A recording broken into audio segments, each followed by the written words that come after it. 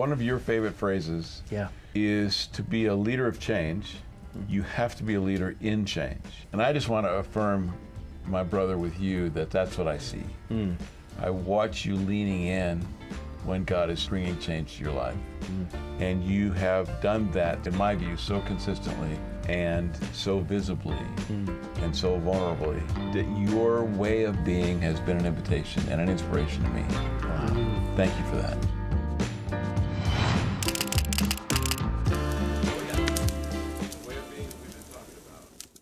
Hey, and welcome to Courageous Conversations, where you can be a part of authentic conversations around the fire with experienced and trusted voices who care about the next generation of leaders. If you're new to the series, I'm your host, John. Last week, we had a conversation that hit extra close to home for me. It was a real-time case study from my life about how the breakthrough that you might be waiting for comes on the heels of the surrender that God's inviting you into. If you missed it, I would encourage you to go back and watch that conversation. This week, I get the special joy of sharing the story of David Zimmerman, or DZ as we like to call him, with you. I'm so excited for you to hear about how God has shaped him into the husband, father, and leader that he is today. So sit back, find a place where you can be present, and let's jump in. I want to say that God develops leaders over a lifetime. Yep. And I have experienced the presence of God in my life as an early young child because I had parents that were faithful to love Jesus and involved in the church, and it was a part of our regular family routine. One of my best memories of my mom and dad was that my mom was playing the piano back in the day, the old hymns. And so our house was full of music and joy and worship. And my dad and mom would harmonize at the piano singing the old hymns. Cool. Oh, come on. And that's the heritage, part of the heritage that was gifted to me. And unfortunately, after 16 years of marriage, my mom and dad could not or decided not to hold the marriage together, and so our family broke up in divorce. I was about 10 at the time, and it was pretty serious for me as a 10-year-old. I can remember being in 3rd grade when the teacher asked, "How many of you have divorced parents?" It was me and 2 other students in a class of about 25. Wow. Or would that be different today, bro? It would be. But I felt at odd. I didn't fit like all the other students, okay? And so I tell you that because each of my parents had a rebound marriage. Within 1 year, they had married someone else. That marriage, for both of them, ended in divorce. And in a couple more years, each of them remarried someone else for the 3rd marriage and later divorced. So the family of origin that was a part of my early context was 3 marriages, 3 divorces. And I think another truth in leadership is that what you experience is what gets replicated. So I have a brother who's 2 years older than me, and he followed that same marital divorce pattern. Wow. And had married 3 times and divorced 3 times before he was 40 years of age. Wow. And so you guys will get a sense when I talk about my relationship with Becky when I was in my early 20s. We met in seminary, fell in love. She loves God. She's an intercessor. In fact, I'm happy to say what was most attractive to me, besides the fact that she was gorgeous and smart and loved God, was her prayer life. There was a way that she spoke with God, and a couple times I was involved in that because I was doing a ministry on the weekends in a prison, and I'd ask Becky to pray for me. So when I heard her pray, I thought, I want to be around more of that. I want to be around her. And so we grew in love, and a long story short, ended up marrying and had 3 children, boom, boom, boom. But later, fast forward, I'm at a retreat and someone is helping me look at my life story. And we're doing it with a method of taking significant people, events, and circumstances and putting them on cards and putting them on a cabin wall. So my whole life up to that point was a series of Post-it notes on the wall. And the person who was facilitating or kind of coaching me through this, after everything was on the wall, sat back, looked at that, and said, "Your family dysfunction was broken with your marriage to Becky." Wow. I cried for 10 minutes with the reality that my boys have the potential of growing up in a wonderfully different culture, family system, environment. It wasn't perfect, and nobody's perfect because we are human. But my boys had the opportunity to grow up in a very different context, very different culture, very different family system. And I'm so grateful that God was pursuing me and bringing Becky and giving me a whole different opportunity to experience family. So when you guys hear about my upbringing, my family of origin, some of the dysfunction and stuff, how does that resonate? What questions do you have? How does that land with you guys, knowing me now? Well, I will jump in and say, what a powerful testimony. I mean, I just think about myself saying, married to the same woman for 40 years, and hearing you tell your story, your family of origin. Yeah. And I am curious about what God did in you that caused you to walk a different path and break that curse. Oh, that's such a good question, John. What comes to my mind immediately is, so Becky and I fall in love, get married, and we're aware that ministry can take a toll on families. Yeah. And so before we ever had children, we had heard stories of literally famous Baptist pastors whose children had been interviewed about the relationship they had with their father, and it wasn't positive. Yeah. And so Becky and I remember we are driving from seminary in Fort Worth, Texas, back to her home in Birmingham, and we're having a significant conversation about the future of our family, kids, and how we will try to navigate the ministry and family pressures and dynamics and challenges. And I remember us concluding that we would not allow the church to rob us of the significance of being engaged parents. And that's significant for me, guys, because my dad was an absentee father. And so in my heart, I vowed, I'm not going to do everything perfectly, and I didn't. And the challenge is kids come to us without any scripts about how to be parents, right? But the thing that was anchored in me is I don't want to be like that. I don't want to be disengaged. And so I loved being a dad. I loved being engaged.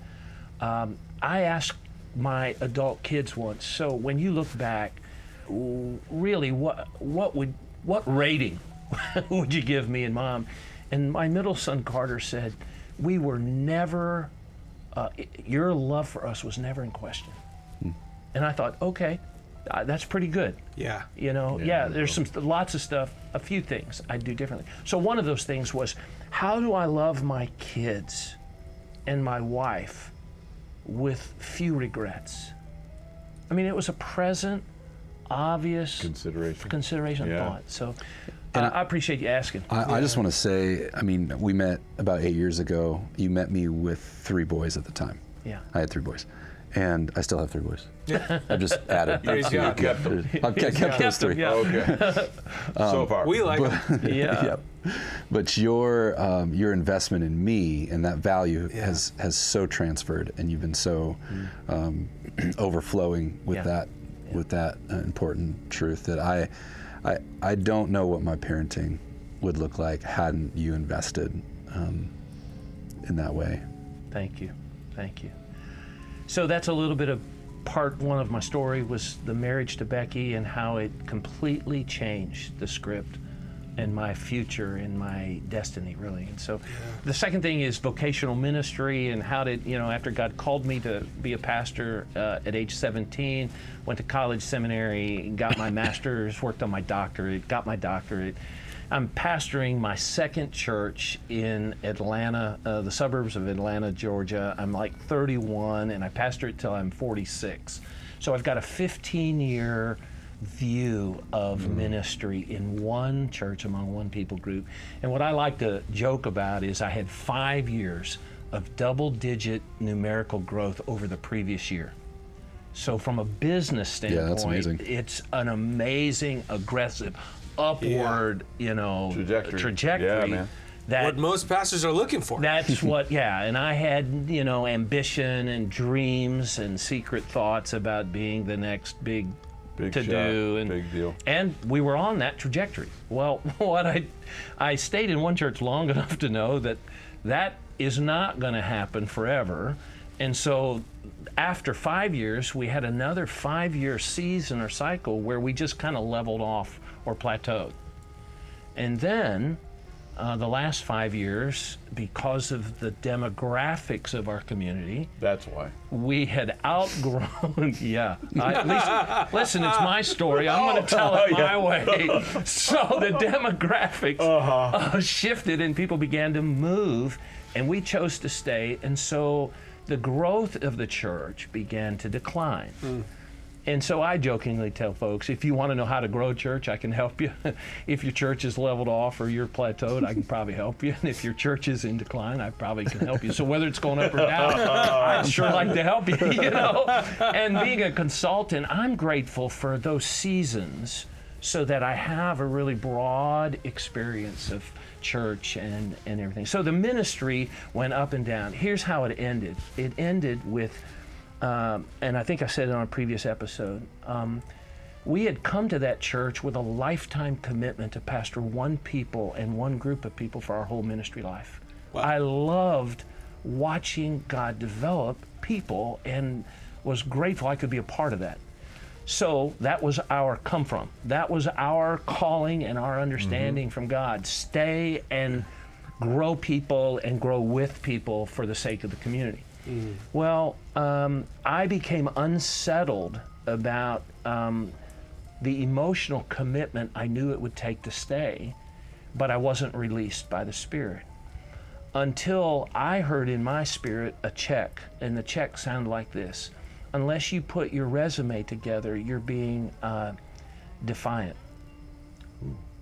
And I'd used that word before in a previous episode, but I heard it again.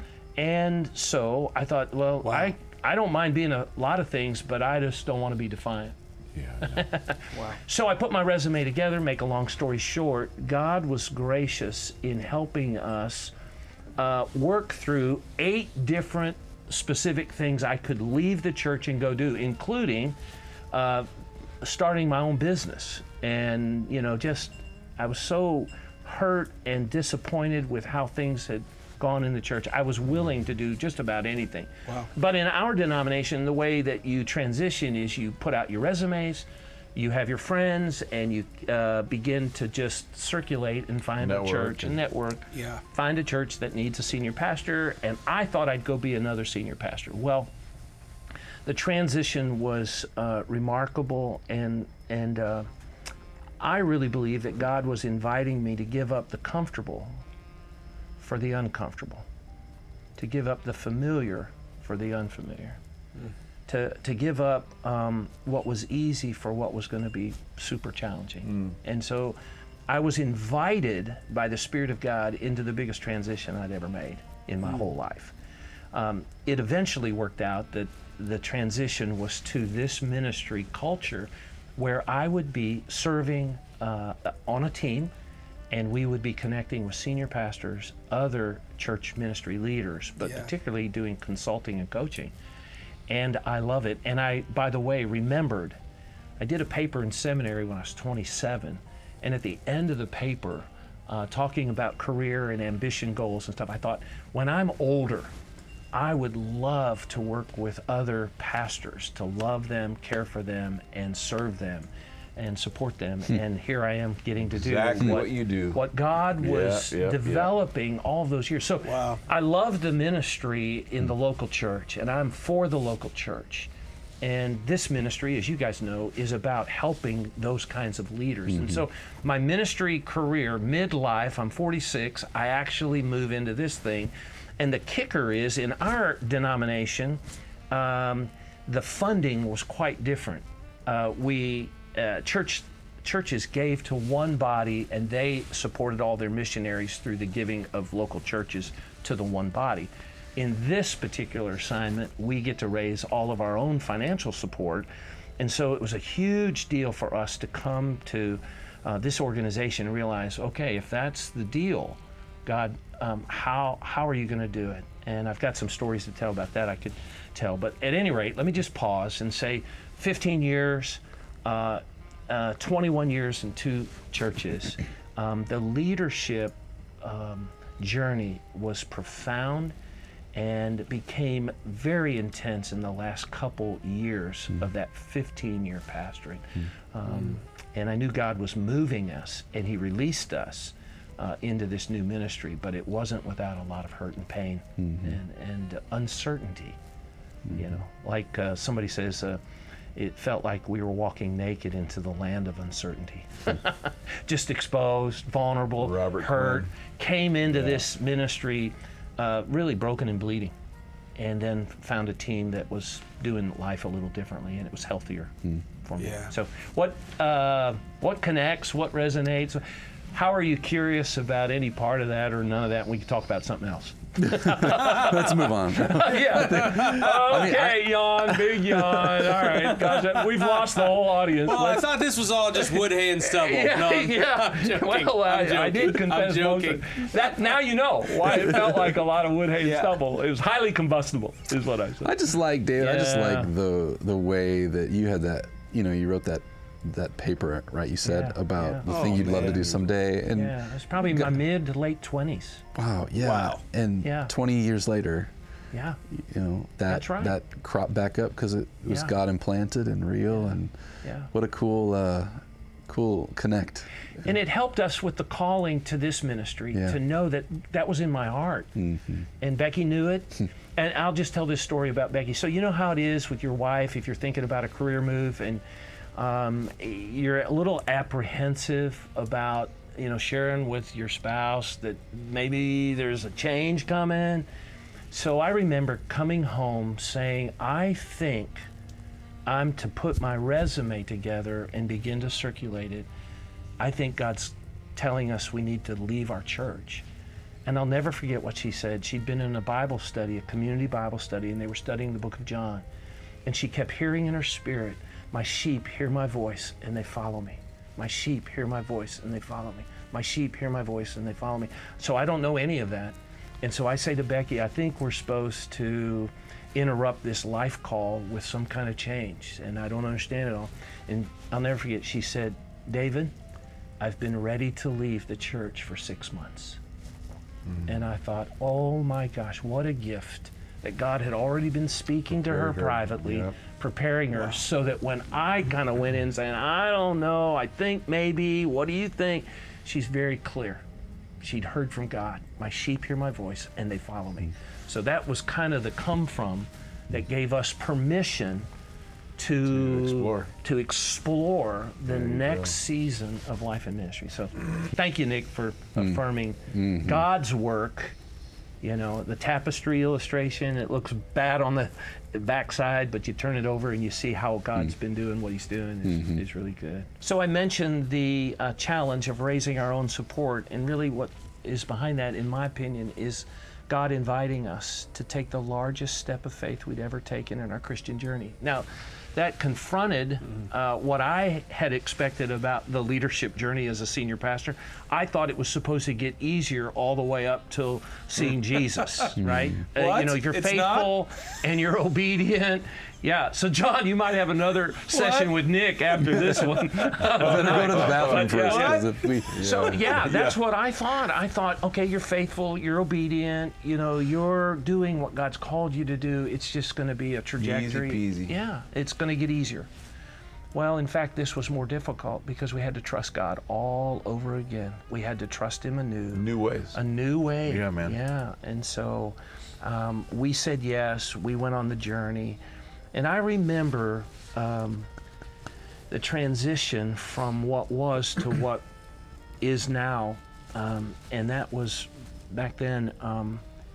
It was significant because God had to do an inner developmental work to prepare me for the very work that I would be doing with senior pastors, and that meant breaking my addiction to doing and introducing this whole way of being. It meant reformatting and reforming my heart. I talk about it as a recalibration to separate who I am from what I do. And so there was a performance issue that was connected to my identity. And so God was helping me to pull those apart so that they are separate. Who I am is not what I do. They're different. And so that's been a journey. The journey of raising our own funds, God has met us miraculously over and over and over, which increases my faith, which produces courage to trust God with more. There's a cancer diagnosis that's really serious, melanoma. For people that have had melanoma cancer, if I say stage 3B, that's pretty serious. There's only 4 stages. And so to live on with the increased uncertainty of life expectancy is huge, and God met me in profound ways through the scriptures and through people, and reassured me that He, you like to say, Kirk, He's got me. And that's its own story. But at any rate, so fast forward, I'm here 60 years old now. I'm actually 66, but when I turned 60, I want to say to you guys, I was tired of carrying a lot of baggage that felt like barriers. I should be farther along in my Christian faith than I am, and I'm not. And so what's up with that? And so the barriers that felt like burdens and baggage, they were just blockages. Something was not right, and I knew it. So what do you do with that, right? And so I sought a Christian counselor, a biblical counselor from Tennessee, John Murphy from Rock House Center in Brentwood, Tennessee. And through one of our donors and their experience with this biblical counselor, the donor, it was fascinating, called me, wanting me to know about the impact of this ministry on he and his wife. And he knew that I was ministering to pastors, and the hope was that if I could get to know the ministry, Murphy, then maybe I could use it as a resource and help more pastors. And that was his, refer them. Oh, interesting. And while he's talking to me, I hear in my head, this isn't just for other pastors, David. This is for you. It's kind of like the experience you talked about, John. It's like, woo, I'm having this encounter with the Spirit of God. Now, would I go? And so I end up choosing to contact him and set up the first appointment. And here's what I said in my first meeting with John. I said, John, I'm here, and I view you as an ally and not an adversary. Wow. I want to do everything that you say I need to do because I'm tired of carrying it. Nick, it was like having all this 60 years of life in a backpack, and it was heavy. And I thought, gosh, what would it be like to just empty out my backpack and live, Kirk, free of that weight? So I know I'm doing all the talking, but I'll just say one of the deepest resets came when I said to John, I question when I fear that when I die, God will abandon me in death. Wow. I'm carrying the suffering of my family of origins with all of the transition of fathers and father images. And I'm wondering, will that be my experience? Now, I knew in my head it wasn't. But in my heart, it wasn't settled. Yeah. Right. Secretly, I'm curious. No, it's not curious. I'm wondering. I'm fearful Right. that in death, God's not going to be good enough, or isn't adequate, or doesn't love me enough, or can't do what I really need and want him to do. So Wow. John's really cool. He just said, well, you know that's not true. God cannot, because of his character, ever abandon you because of Christ Jesus. And not only is he not that way, he will never be that way. And somehow through prayers of yielding, surrendering the fear, coming to the Father with how I'm really feeling in my heart, I begin to experience a whole new understanding of death. What if? What if in death, Jesus is actually coming to claim what already belongs to him? What if death is actually a reclamation of everything that we hold true, and it belongs to him, and he's coming to get it? And it was like, oh my gosh, I want that. I want that. So, I want you to have it. So I'm going to take you out so you can experience Jesus coming Tonight. Like right now. Right. Yeah. So, And all the aggravation in your life that'll immediately go away. oh my God. That's just a side benefit. So breakthrough is on the other side of death. So I'm going to help you with that. Anyway, so I'm going to stop and just say, guys, thank you for the privilege of sharing just some highlights of how God's been at work. I'm grateful, and I want to end my part of the story reaffirming the faithfulness of God to love me my whole life, pursue me even when I wasn't doing all that I knew to do.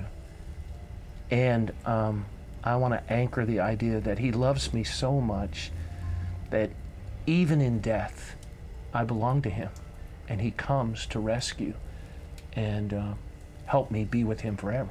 I believe that. So something is different about all that than ever before. Were you going to say something, Greg? I was. Yeah. I was going to make an observation. One of your favorite phrases Yeah. is to be a leader of change, you have to be a leader in change. And I just want to affirm, my brother, with you that that's what I see. I watch you leaning in when God is bringing change to your life. And you have done that so, in my view, so consistently and so visibly and so vulnerably that your way of being has been an invitation and an inspiration to me. Wow. Thank you for that. Thank you, buddy. Yeah. It's so amazing. Likewise. I mean, I hear you say that quote Right. That's from him. from him. Yeah. And now, we just heard your abbreviated story. Yeah. And I see grew up in a family of origin that looked like this and made a shift. Yeah. Your personal family, your kids' family of origin looks different, a change, That's right. And I see you walking through being a senior pastor and God inviting you to change. And I know just even then joining our team, and as you said, you came in bloodied and battered and limping, and it was an invitation to change, and you embraced this whole thing about way of being. And you once again get invited. God's, this isn't just for others, it's for you. It's another invitation to change. And obviously in your story, you chose once again to lean in, and man, that is inspiring for me. You are a walking epistle. Your story says that we're hearing very clearly. There's just amazing, significant fruit in leaning into change. It's great. It's emboldening. It's good insight. Thank you, man. That's cool to see that thread. So thank you for that. That's a blessing to me. I want to bless you with the permission to change.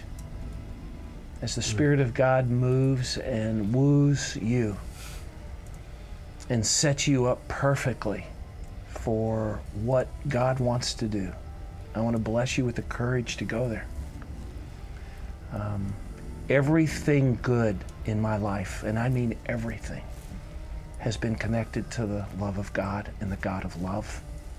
And I bless you with an increased awareness of how much God really digs you. Nick likes to say, you know, in his journey that God, he knows that God loves him, but does he really like him? And I'm saying, yes, I see it in your lives. God likes you and loves you. And so I bless you with increased opportunity to testify, to tell the stories of God's faithful love and work in your lives, so that it would be so compelling to other people that they would be curious and want what you guys carry in the name of Jesus. So, thank you. Bless you. Yeah, thank you. That's it for our time around the fire today. I hope that as you heard David's story and his blessing of knowing God's love for you at the end, you're emboldened to lean into whatever change God may be inviting you into. If being a part of this conversation has been helpful, please subscribe to the channel and like the video. And if you want to get notified as new conversations get released, ring the bell down below. As always, we'll be interacting down below in the comments, so if you want to respond to us in some way, feel free to leave your thoughts down there.